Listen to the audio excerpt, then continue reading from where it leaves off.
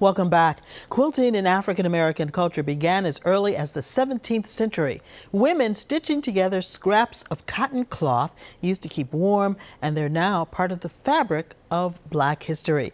Joining me now are Susie Ryan and Crystal Rawlins Jackson of Sisters in Stitches, Joined by the Cloth. How are you both today? Great. So let's talk at the start about how quilt making is part of African American history. Explain the significance of some of the patterns that we see. Let's start with you. Well, there are many patterns that we take for granted that originated in Africa. And some of those are like the strip quilting that you see, which is just long strips of fabric in various colors that comes out of the strip weaving of West Africa and Ghana, like the kente cloth that you see. Now, your works are now part of a very special exhibit called The Essence of Us. We have always been here. It's at the Department of Conservation and Recreation's Dillaway Thomas House at Roxbury Heritage State Park. Tell us about the exhibit. So the exhibit is a celebration of Sisters in Stitches Joined by the Cloth, collaborating with many other people in the Roxbury community, Hibernian Hall and the Thomas Dillaway House, or Dillaway Thomas House, and also a celebration of our guild having been together for 25 years, working in the community, sharing our skills as quilt makers with students and different exhibits throughout Boston, throughout Massachusetts, and actually throughout the United States. We've been exhibiting our pieces, and so being able to collaborate in the community, that most of our guild members that are currently active in the guild live in Roxbury. It's just a great way to say, look how far we've come, look what we've accomplished, because ultimately we are preserving the art, culture, and history of African American quilt making. And tell us more about how Sisters in Stitches began. Okay. Crystal always says I know more, so I'll okay, you take that one. Yeah, I'll take that one. So 25 years ago, there were two separate quilt bees made up of Black women, and the first quilt bee that Crystal and I belonged to, taking a class in Jamaica Plain at Spontaneous Celebration with the teacher that taught Crystal and I how to quilt, and we called ourselves Sisters Joined by the Cloth. And then there was another quilt bee that was meeting in in Randolph, Mass, and they called themselves Sisters in Stitches. Okay. And so my father at the time was living on Martha's Vineyard and was the president of the NAACP Martha's Vineyard chapter, and he wanted us to come down and have a quilt show and have a raffle quilt for the scholarship team. And things have just kind of taken off since that time. Yeah, that's it. So talk more about how the quilts are reflective of African American history, how that's stitched into the quilt. What are the stories that we see in the quilts? Well, there's lots of stories about our families, about things that have happened in history as it relates to people of African descent, as well as chronicling like the Underground Railroad and the significance of that in our community.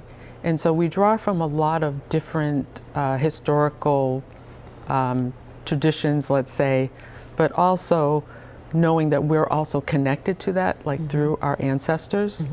And that's really what comes out in our quilts. Give us some of the details and the design that are specific to the African American quilts.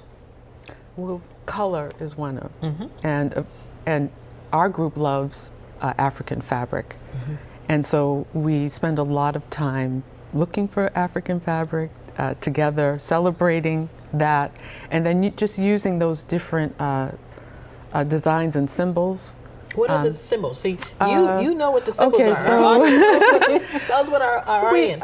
One that's very popular that comes out of Ghana, West Africa, is the Adinkra symbols, and that was started by a man who wanted to apologize for his wrongdoings, and so he created a cloth with these different symbols that said, I'm sorry, please forgive me. And so out of that, it's just evolved, and African Americans have incorporated that. You'll see these signs, like Sankofa is one, which is the bird that looks forward, or looks back, but is forward. And this is literally meaning go back and fetch it, so that you need to know that your history, what your history is, so that you can go forward. All right. Explain how this tradition is being passed on to a new generation. Are you inspiring young people to take up the craft? We are. It's very interesting. We were just talking about this earlier about we had the opportunity pre-COVID to teach a class of high school, graduating high school students in their art class, quilt making class, and the difference in the ages, they were very willing and everything, but because of modern technology and fashion, most of the boys were doing very well, but some of the girls were unable to actually pick up needles because the fingernails. Too long. So it was, that was like, oh, we never really thought about how things could be different. They were willing to learn, but it was just they couldn't grab that needle at that particular time because of the style that they're wearing. So we've done lots of community days in different communities, all before COVID. We had a big exhibit at the Yaqui Boys and Girls Club, and prior to that exhibit, some of the guild members were teaching classes to the boys and girls coming through. So, now you have a workshop this afternoon and another one on October 8th at 10 a.m. at the Roxbury branch of the Boston Public Library. Tell us what's going to be happening at those workshops. It's actually Sunday. This show airs Sunday. Oh, yes. Tell us what's going to be happening at the workshops. We're going to do self-portraits using cloth, and anyone can attend. It doesn't matter what age or whether you have skills in sewing. We'll be using glue, and it's just an expression of yourself. So Should be fun. Have an opportunity to, start something that might become a family tradition, right? Yes. Do you have a favorite quilt that's been passed down or you're passing down to others in your family? I don't, because even though my mother taught me how to sew, my mother was not a quilter, and so I picked this up from 25 years ago. I have a favorite quilt that I'll pass down to my daughter, but I don't have a favorite one that was passed down to me. So you're starting with this generation on to the next. Yes. How about you? Do you have a quilt? I don't have a history of quilt making in my family either.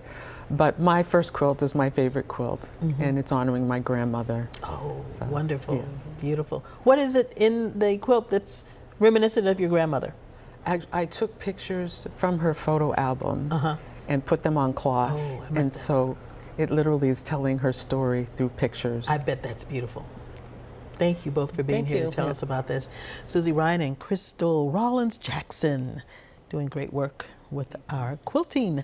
The exhibit is at the Department of Conservation and Recreation's Dillaway Thomas House at Roxbury Heritage State Park. It's open Wednesdays through Sunday until October 30th.